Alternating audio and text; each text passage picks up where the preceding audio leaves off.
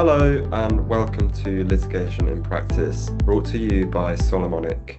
Solomonic is a litigation data intelligence platform used by over 10,000 litigation professionals to track the market, analyze how cases have been decided, and better understand trends in disputes. This is a new series where we're bringing together data-led insight with real practitioner perspectives, and we're delighted to have you with us for our first episode. Today, we're focusing on policyholder disputes against the backdrop of heightened geopolitical and economic uncertainty, from the wave of COVID-19 business interruption claims to disputes arising from the Russia-Ukraine war and beyond. Policyholder disputes are at the center of some of the most complex and high-value litigation we've seen in recent years. At their core, policyholder disputes arise when an insured party makes a claim and the insurer refuses to pay either wholly or in parts. These disagreements often center on whether cover applies, how policy terms should be interpreted, or how losses should be valued. I'm joined today by three leading practitioners in this space: Aaron Le Marquer, Fiona Treanor, and Chris Neilson. I'll hand over to each of them now to briefly introduce themselves. I'm Aaron Le Marquer. I'm the head of policyholder disputes at a UK disputes firm Stewarts. We act for mostly corporate policyholders in coverage disputes with their insurers. We don't act for the insurance market, and we're therefore unconflicted.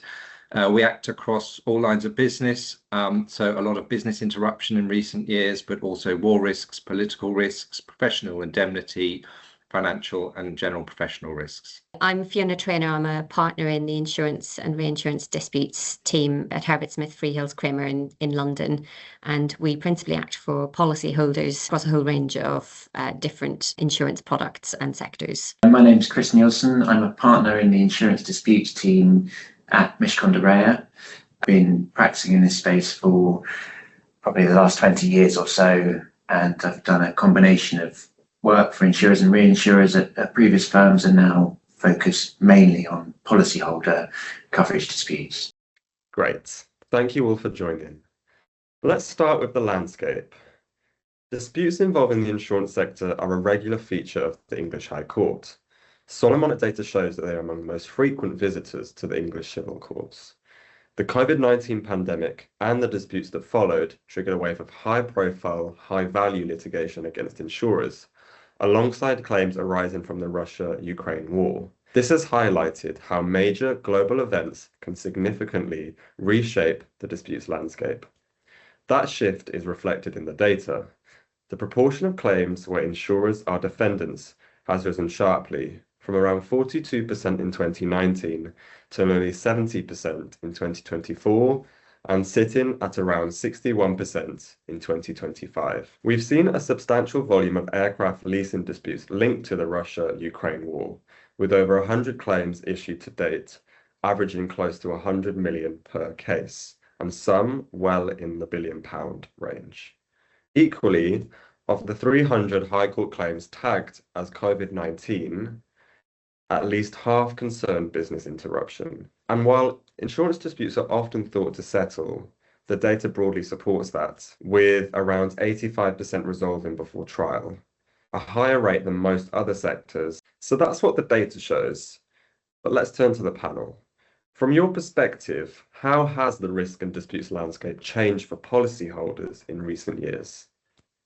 It's been a busy few years for policyholders in the English courts. I have to start, of course, with COVID business interruption, since that's probably been the most high-profile area of dispute in the insurance context. Over the past 5 years, the courts have seen an extended series of COVID BI litigation, starting with the FCA test case back in 2020, and concluding most recently with the Supreme Court hearing in the Bath Racecourse case in February 2026. And in that litigation, the policyholders claimed under many variations of disease wordings in standard property and commercial combined policies, which in most cases were included just as extensions to cover rather as the core purpose of the policies, and which the insurers had argued they were never intended to respond to a systemic event such as the pandemic. Now, there have been some losses, some failures, but largely the policyholders have been successful in those cases. And although it may seem fairly niche in terms of its more general application, I'd say the litigation has been very useful in clarifying a lot of fundamental insurance coverage issues that go beyond the disease context, such as causation more generally under English insurance law. And they demonstrated that the English courts remain a very effective forum for resolving disputes of contractual construction in the insurance context.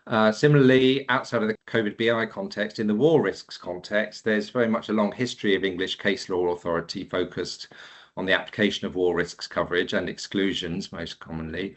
And the Russian aviation litigation most prominently has continued this tradition in recent years, the air cap litigation and associated cases. And again, although this litigation has been faced on fairly niche circumstances, which was the detention of Western aircraft in Russia following the imposition of sanctions by the West following the Russian invasion of Ukraine, I'd say that litigation has clarified some key insurance coverage principles which go beyond the aviation context, including the meaning of what amounts to a loss in the political risk and war risks context, which will have carryover for future losses in many other circumstances. Still on that theme, the latest litigation over the attacks on the Nord Stream gas pipelines, which is just going through the courts right now, I'm sure you'll be focused on that. That takes this one step further, and that will hopefully provide further guidance over the application of war risks clauses and exclusions in the context of losses that are suffered more remotely than as a direct result of armed conflict. That's likely to have carryover to losses that arise in the context of the Iran conflict and other war risks claims coming up. Finally, in the construction context, the cladding and fire safety scandal post-Grenfell, we're coming up for the 10-year anniversary of that, still has a long way to run, and the development of a complex legislative and regulatory regime has led to significant uncertainty over the coverage of liabilities arising from the remediation of unsafe buildings. And the litigation that's gone through the courts so far has focused on exactly who's responsible for footing the bill for sometimes very significant remediation costs, whether it's the developer, the contractor, or other professionals that were involved in the construction and design of the building. But as these cases make their way through the courts, clarifying the position on exactly where the liabilities land, we expect now to see the focus shifting to the extent to which those liabilities are covered under relevant professional indemnity policies. So we can start cladding cases turning into cladding coverage cases in the future. Thank you, Aaron. And what do you think, Fiona? In the recent years, and certainly since 2020, there's been an overall theme, as you will know, of huge uncertainty for businesses of all sizes. So from small right through to the very, very large corporations. Obviously, the COVID-19 pandemic affected many, many businesses, and that has led to very significant volumes of insurance disputes, coverage disputes. In particular, the FCA test case, which we led on for the FCA, and then a whole host of follow-on litigation, all of which is really testing the boundaries of the wordings under the business interruption insurance policies which policyholders had put in place. So that has been a significant chunk of activity in the insurance disputes world, but it's not the only significant development in the last few years. Obviously, there's been a lot of geopolitical uncertainty. So in particular, the Russia-Ukraine war has led to large volumes of very, very high value litigation, in particular in this jurisdiction, a case we led on for AirCap, the Russian aviation insurance litigation, which is continuing to proceed through the English courts. And quite apart from that, there have obviously been the more recent conflicts in the Middle East, tariffs in the US. All of these are having knock-on consequences for businesses, particularly international businesses, or those with long supply chains. And that inevitably leads any parties that have suffered loss to ask the question, do I have insurance to cover this? And will it respond?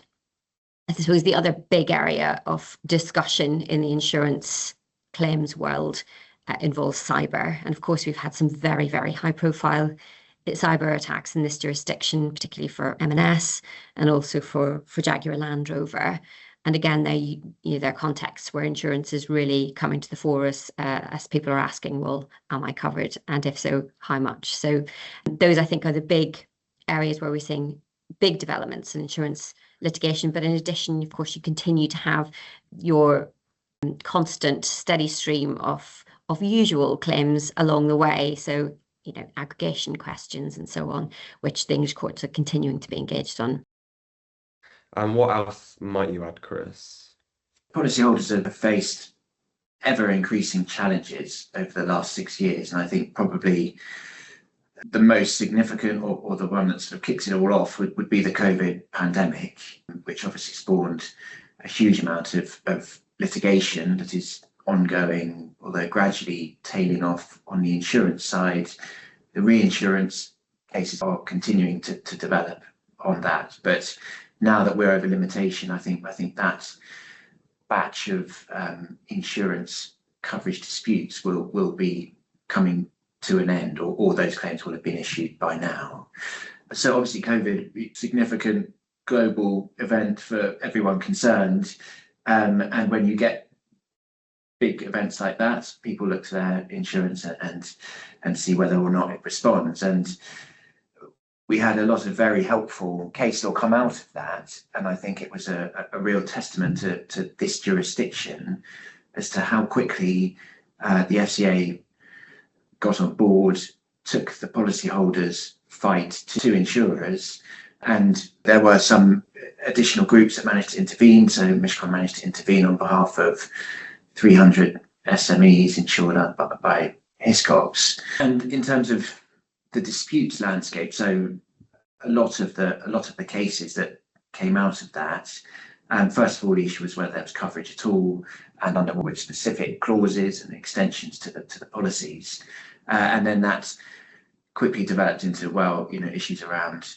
aggregation, issues around operation of limits, and trends clauses, and that went obviously straight up to the Supreme Court, leapfrogging the Court of Appeal, and we now have very helpful, very detailed judgments on key areas of insurance law that haven't been looked at for a while, and coming from the highest court of the land. So it has provided a lot of certainty on a lot of these issues.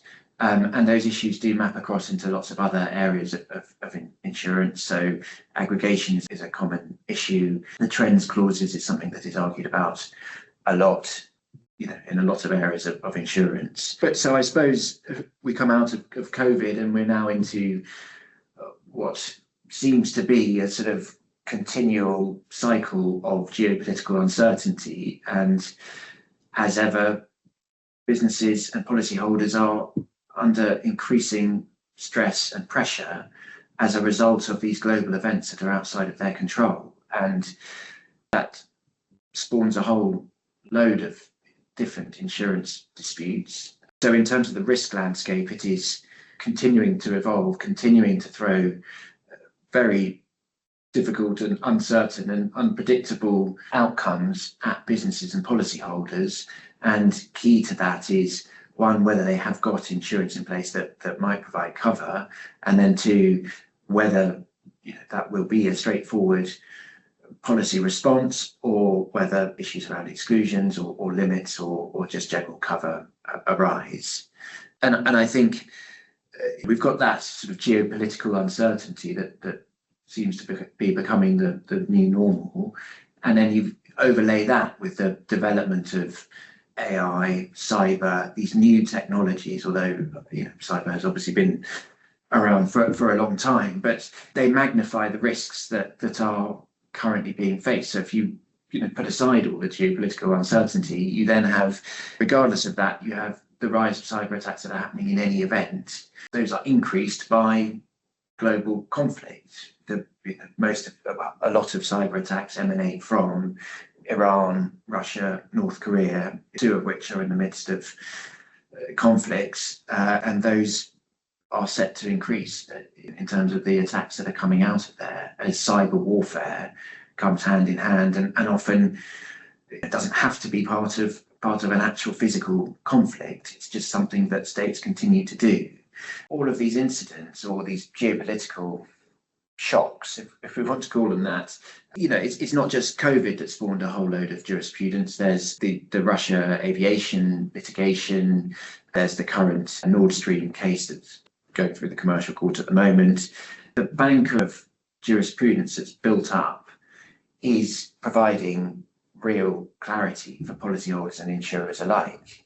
And I do think that is helpful. I mean, the judgments that are coming out of the commercial court and then the courts above them are addressing insurance issues in a way that I certainly haven't seen in my career. And we now are getting a lot more clarity, and I suppose it's all very helpful. I mean, that's not to say that these disputes aren't going to go on and on, or that new disputes won't occur as people try to deal with these new and ever-evolving risks. But the body of case law is developing in a very real and helpful way. That's really helpful context, and it leads nicely into how these disputes are actually being handled in practice. So are you seeing any shift in how these disputes are being resolved between arbitration and litigation? Or does arbitration tend to still be the preferred route? Fiona, how about we start with you? Yeah, it's an interesting question. So I think there's always been a tendency for certain lines of insurance business or products to favour arbitration. So you see arbitration clauses coming in a lot in the reinsurance context, and perhaps other areas like political risks insurance tends to be more likely to have arbitration clauses. We are continuing to see lots of activity both in the litigation and the arbitration side in the insurance sphere. It is quite difficult to get any statistics around whether there is a shift one way or the other. I don't think we have seen a particular shift ourselves in practice. I think from my perspective, I think it's probably fair to say it's a stable mix between the two.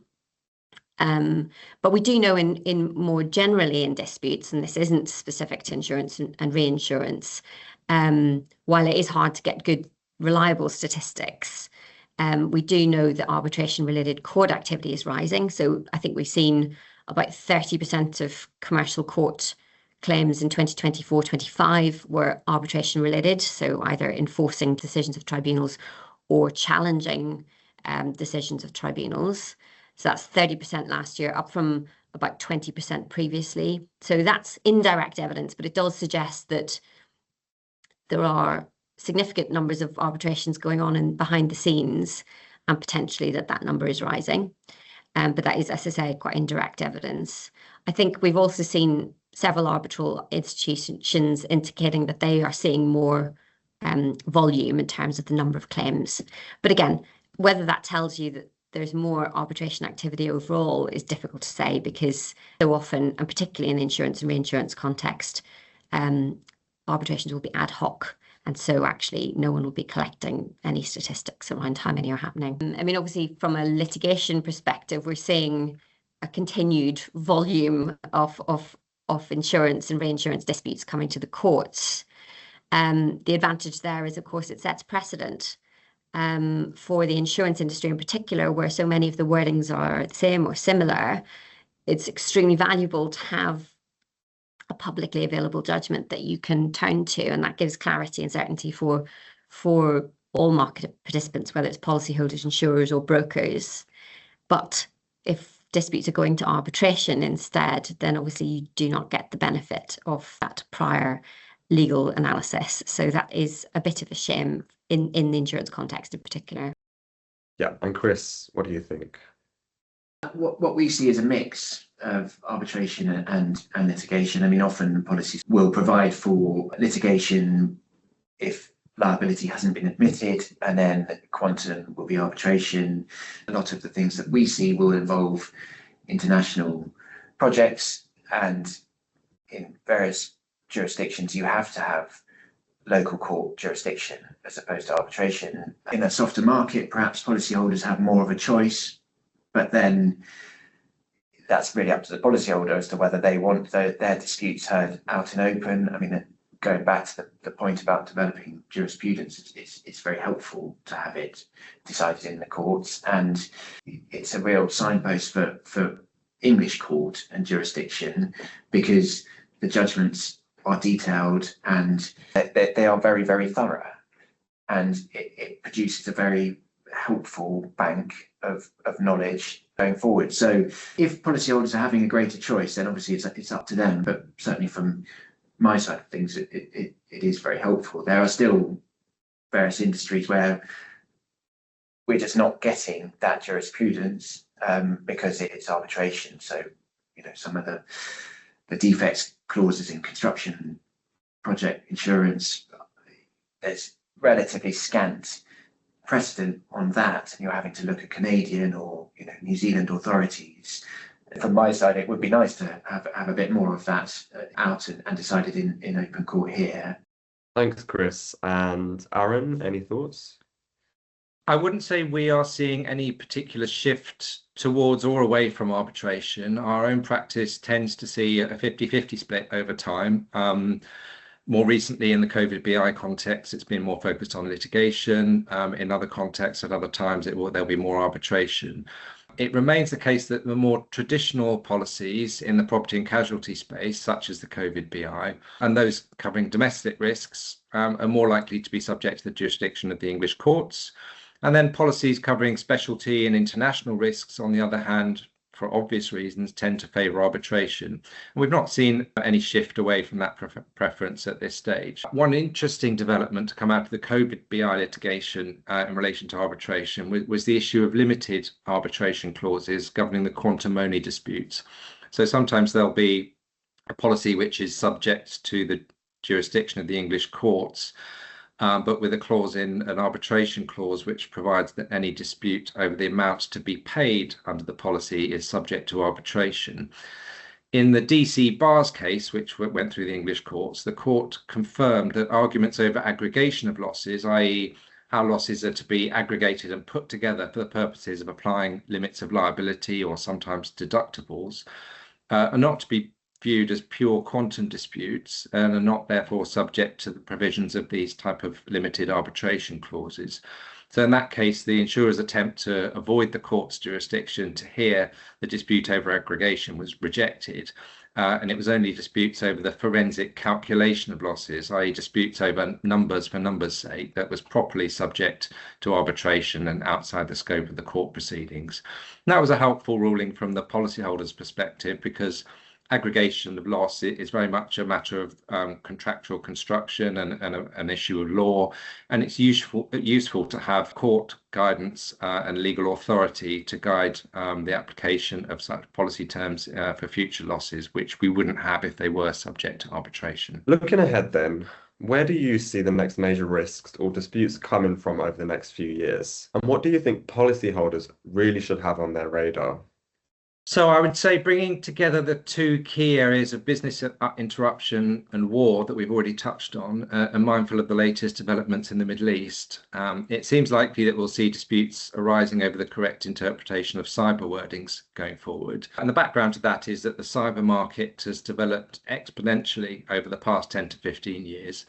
What was once a niche product covering primarily third-party exposures arising from data breaches, etc., has now evolved into a mature product that offers comprehensive protection for first-party risks arising from the embedded use of technology in practically all business sectors.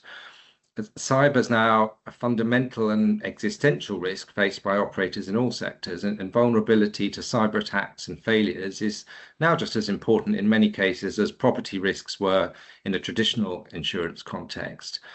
So the products and wordings available in the market have evolved accordingly to reflect those developing risks, but as yet none of those have fallen for testing in the English courts. In the context of a modern warfare environment where cyber warfare operations may be carried out alongside more traditional physical forms of attack, there's a confluence of cyber and war risks that seems inevitable to lead to substantial losses at some point, whether related to Iran conflict or otherwise. And at that point, the suite of cyber war exclusions that are currently available in the market and which are mandated by Lloyd's will come to be tested for the first time. And in the event of a systemic cyber loss affecting either multiple geographies, sectors, many operators, it's likely that disputes will arise over the correct application of all the different variants of the exclusions and coverage clauses, much in the same way we've seen over the disease cover litigation in the COVID BI context.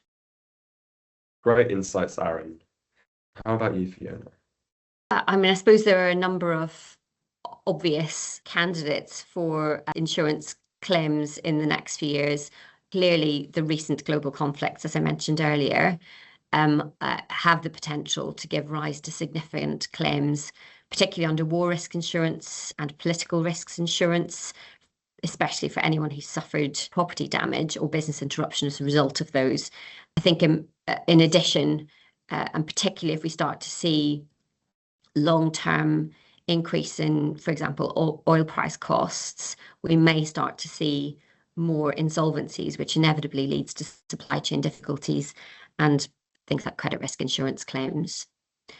Apart from the sort of geopolitical issues that are facing businesses generally, I think there is, of course, the burgeoning issue of rapid deployment of generative AI.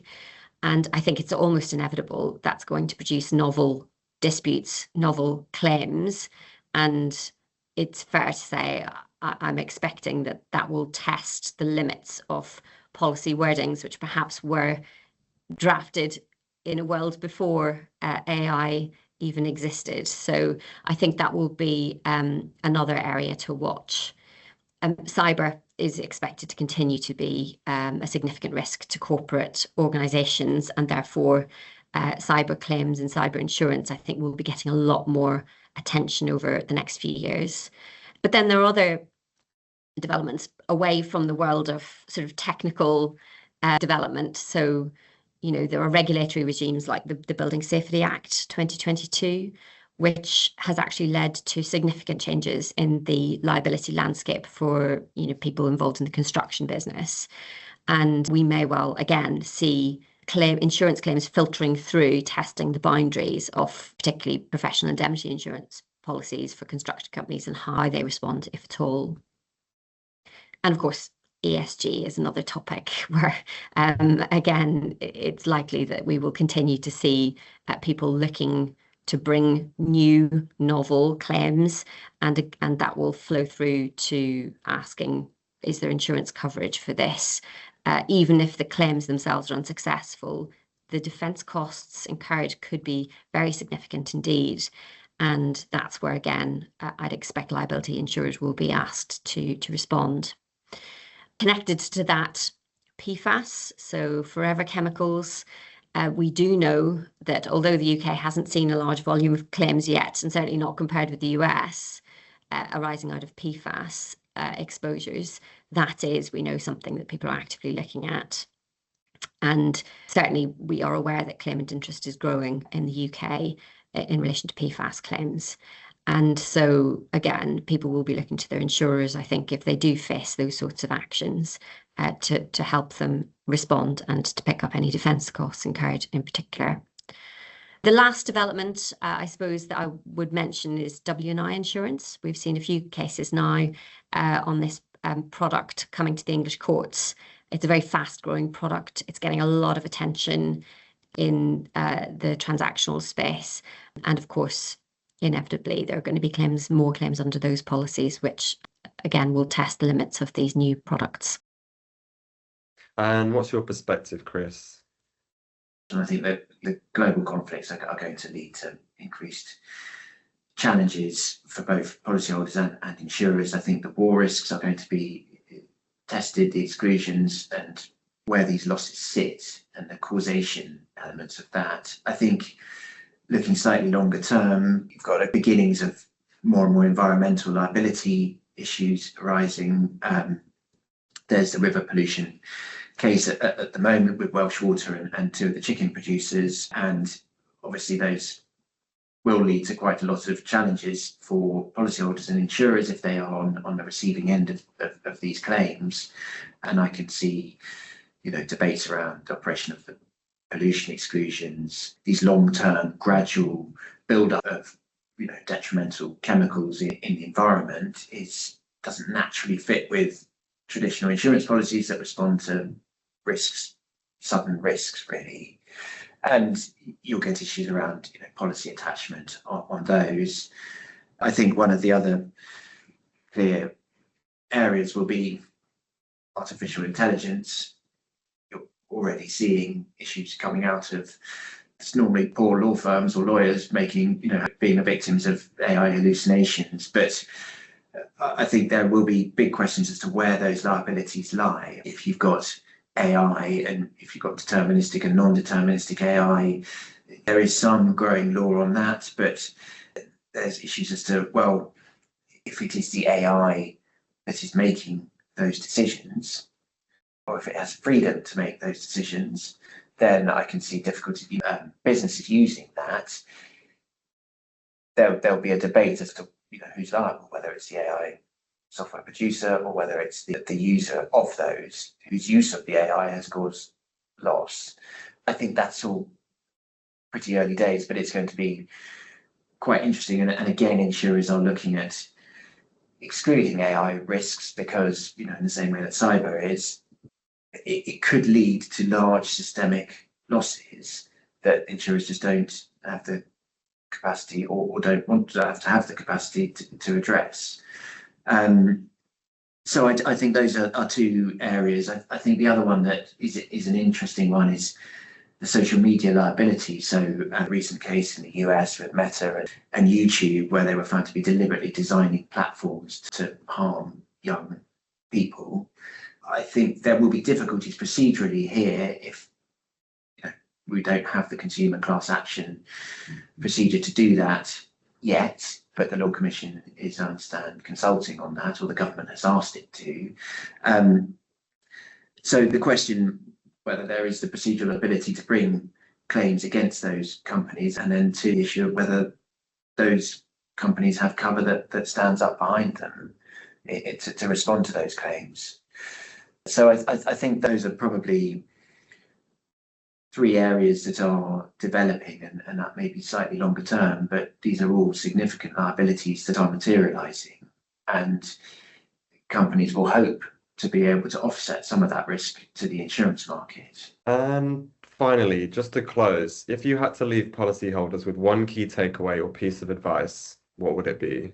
I think it's fair to say that the last few years have demonstrated, particularly through the extended sequence of COVID BI litigation and the Russian aircraft litigation, that the English court remains a preeminent forum for the resolution of insurance coverage disputes, and we don't see any signs of that changing in the near future. That really reflects the status of the London market as the leading global market for specialty risks. We can expect that policyholders, like never before, are facing novel liabilities, novel risks to their business, and are having to navigate through that.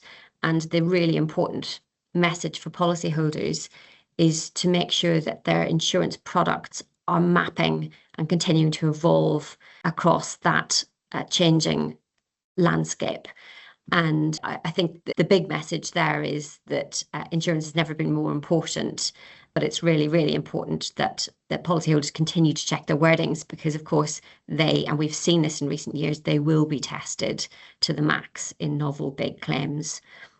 And the other question I think that policyholders I would encourage to look at is their dispute resolution clauses, to the point we discussed earlier, to really ask the question, if I had a dispute here, would I want it to come before the English court? Would I prefer it to be an arbitration? And to really make an active decision there, because so often these clauses get sort of left to the bottom of the pile when people are thinking about what's important.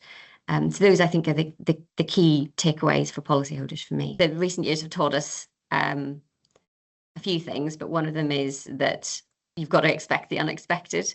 And so I think that is definitely the case here. But the other point, I suppose, which we haven't covered, is that in thinking about all the novel and developing risks, it's still really important to keep an eye on the basics. And so your standard property damage, business interruption, public liability insurance, these are all going to still be extremely important. And directors and officers liability insurance are all going to be extremely important products going forward to cover your day-to-day risks, even without these sort of very novel and developing new areas that we're talking about. Well, certainly to me, it feels like an unusual time where we are rolling from one global shock to the next. The insurance implications of that are having to evolve from one shock to the next, and policyholders need to try to understand the insurance that is available to them, and also the limitations of that insurance, but also when they have a loss, obviously to look very carefully at the covers they've got in place and see whether those can be challenged.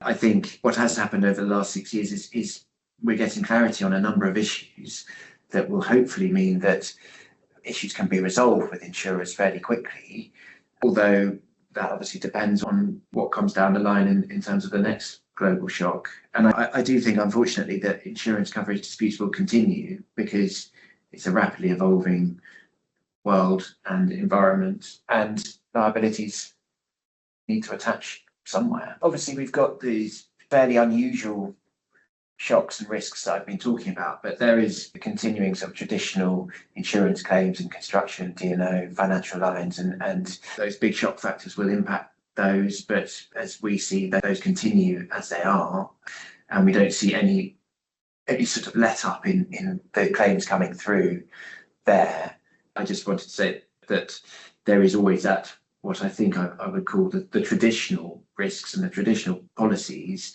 but then you've got this added layer of evolving risk that is being thrown down on top of all of those. Great. Thank you all. Some really, really valuable insights there. That brings us to the end of our very first episode of Litigation in Practice.